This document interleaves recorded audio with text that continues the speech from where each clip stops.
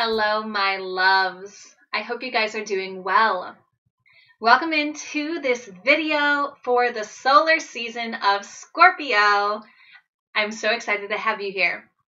So for those of you who are new, hello, welcome in. I do have a tutorial video to take you through the little bit of tips that I have to offer you on how to get the most out of these readings. You can go ahead and watch that tutorial video if you feel called. It is not necessary, but it is a supportive tool that is there for you if you are looking for that.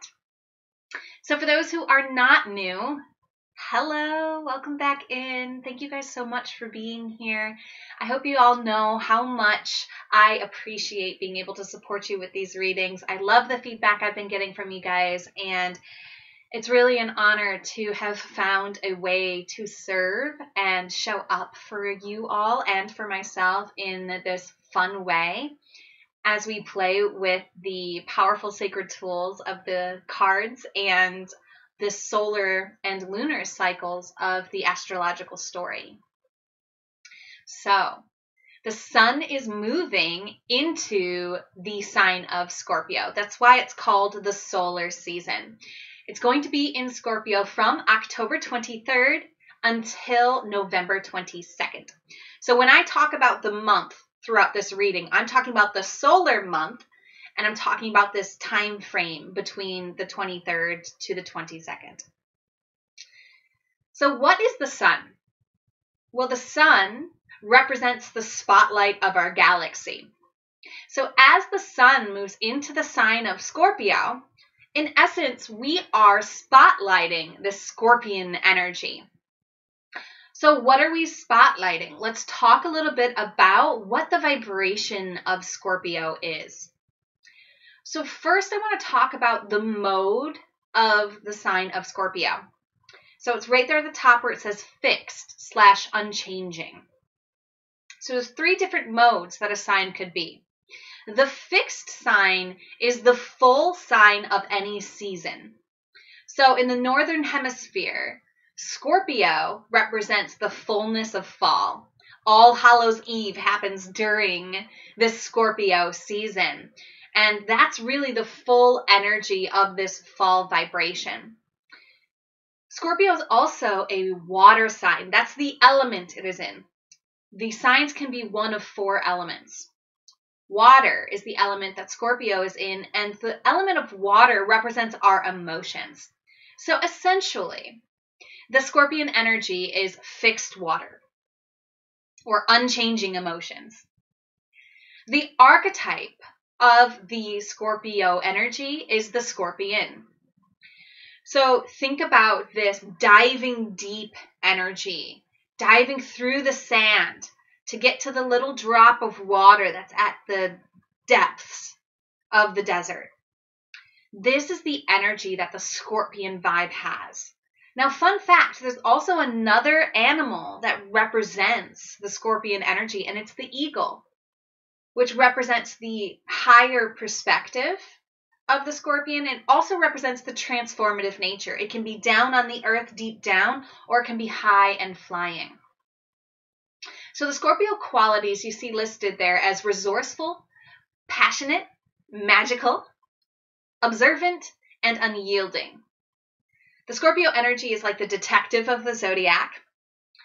It is this very, very deep diving, resourceful energy. And like I mentioned, it has this energy of transformation and magic embedded in its vibration. So what we're going to do with these readings is we are going to find out which planets, the sun, the moon, and or your rising sign are in the sign of Scorpio. So if you aren't familiar with your chart, don't worry. I also have a tutorial video to help guide you through how to understand your chart, how to read your chart, and how to find out what planets are in the Scorpio sign for you. So we're looking at any of the planets. We're including Pluto. We're including the sun sign, the moon sign, and the ascending sign, which is the AC. So there's also a reading for those who do not have the planets, the sun, the moon, or the rising sign in Scorpio. It's essentially your sign of Scorpio is empty. So there's a whole reading that'll take you through that energy as well. Now also know that you could have multiple readings. You could have more than one planet in the sign of Scorpio. So my advice to you would be to watch the readings for each alignment that you have in Scorpio. And when I say alignment, I mean planet, the sun sign, the moon sign, or the rising sign.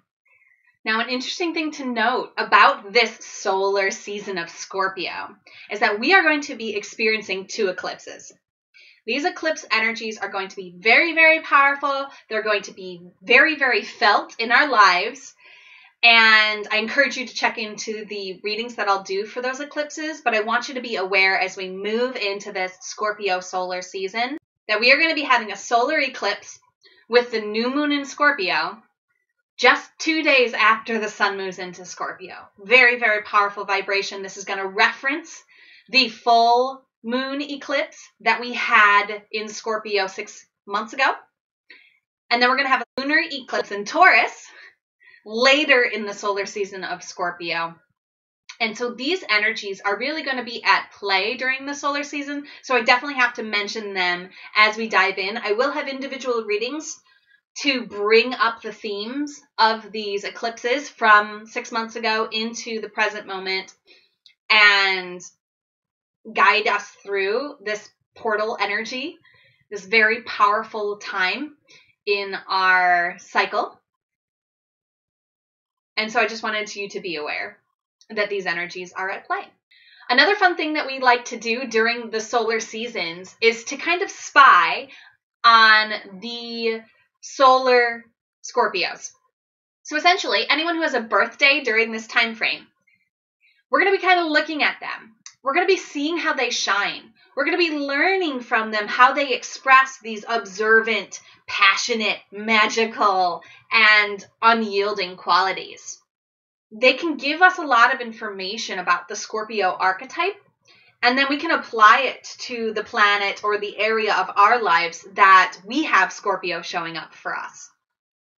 So if you want to support me for these readings, there are many ways to do that. You can comment on these videos. You can share these videos. You can also send me a donation at paypal.me/devotedvulnerable. Link is in the description.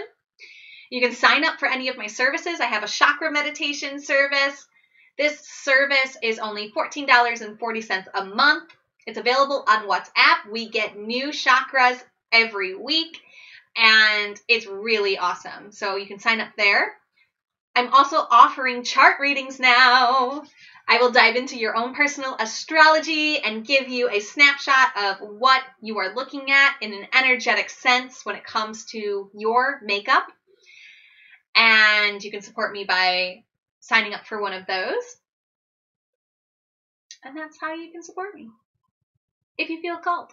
So we are going to be going to our spiritual support team to get guidance on how to navigate these Scorpio energies in our lives for this solar season with the Faery Oracle by Lucy Cavendish. So let's see what the Faery Oracle has in store for you. So this reading is for you if the planet of Pluto was in the sign of Scorpio when you were born. So the planet in our astrological story represents the what, and the sign that it was in represents the how. So the what of Pluto is your inner child. It's the subconscious, the unconscious. And how your inner child expresses itself is through the Scorpion energy, through fixed emotions, through unchanging water, through resourceful, passionate, magical, observant, and unyielding energy.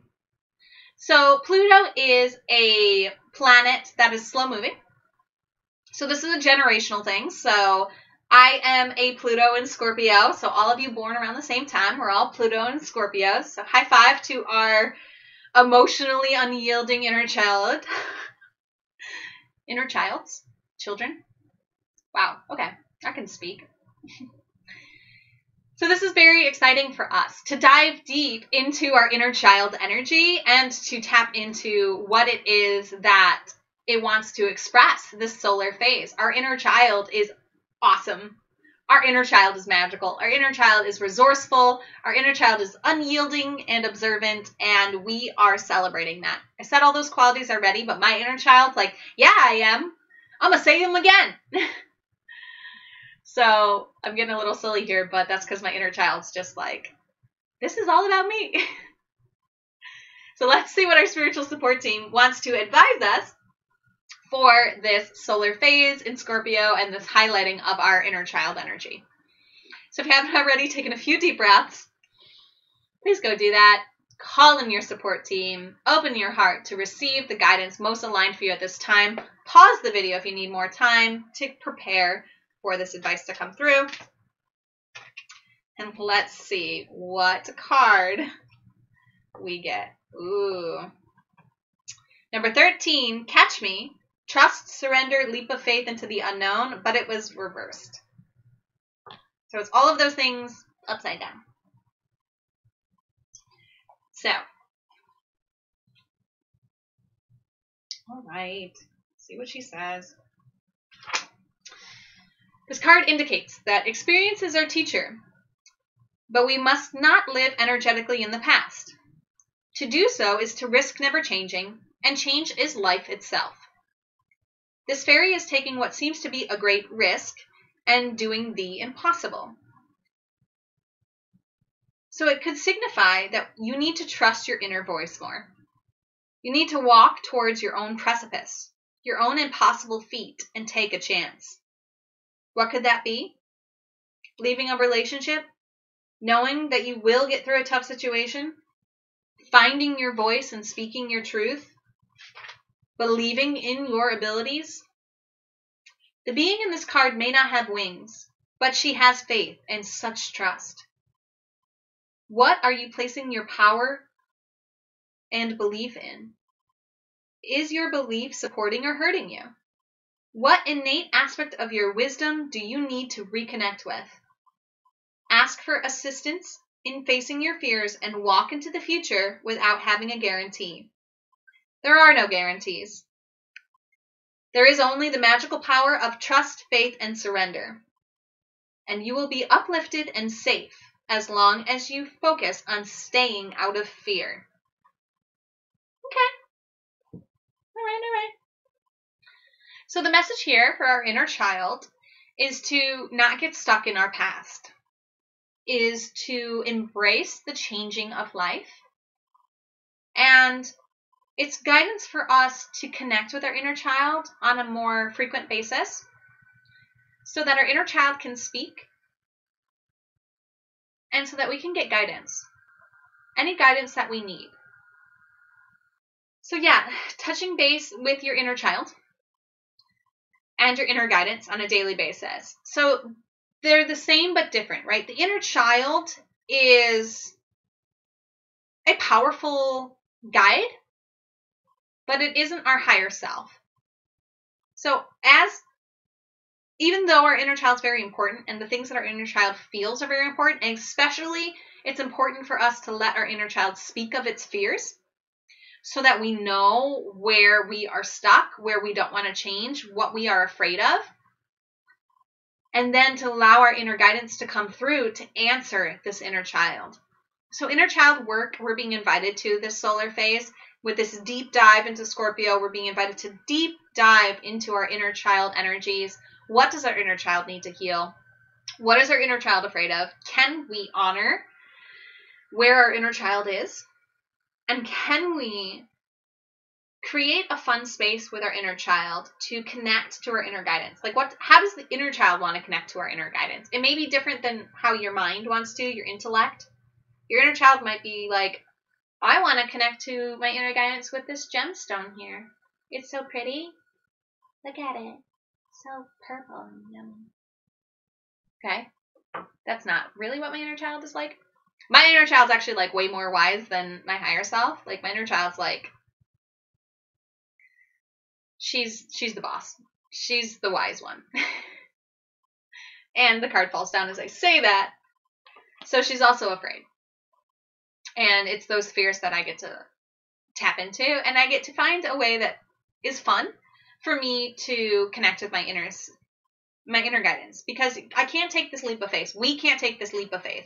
We can't move through life with the assurance that comes from listening to our inner guidance if our inner child's not on board.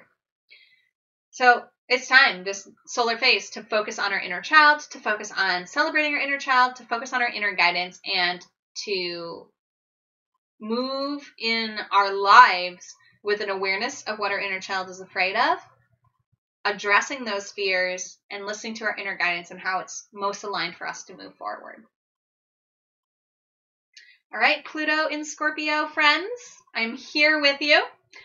One thing that's interesting too about this alignment is once Pluto was discovered, Pluto was assigned as ruler of Scorpio.